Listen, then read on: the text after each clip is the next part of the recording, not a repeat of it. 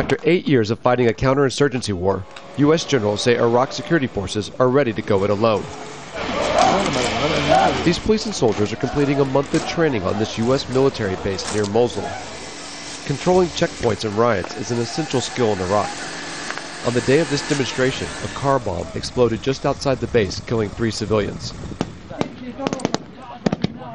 But after an exhaustive investigation, Al Jazeera has found gaping holes in Iraq's national security.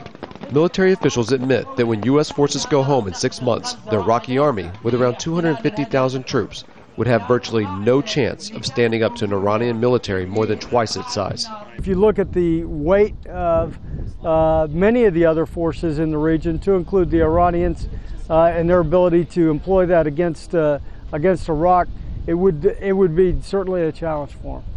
Even Iraqi generals refused to answer when asked directly if they were prepared to defend Iraq against external enemies after the U.S. pulls out. We are more concerned with the civilian front. Those are issues I can't answer without providing the necessary requirements. But it's not just the army that's the problem. In the history of modern conventional warfare, the victor's determined by who controls the sky. Now that's more than just pilots and planes. There are 2 ways a country like Iraq can defend itself from air attack. And one of those ways is surface-to-air missiles, of which Iraq currently has none. Brigadier General Tony Rock is the most senior U.S. Air Force officer in Iraq. When asked if the country has any way to respond to an air threat, his answer is stark. But do they have this kind of defense? They currently have not fielded anything. They're going through that very in-depth study.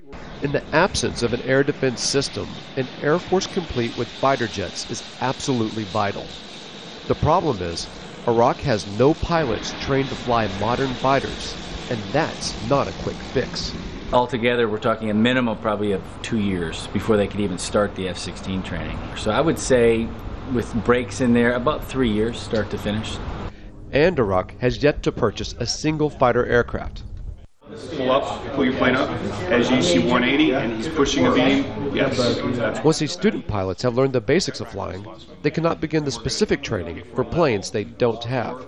If the government in Baghdad eventually buys fighter jets, it'll take at least 2 to 3 years to field even one squadron of unseasoned pilots.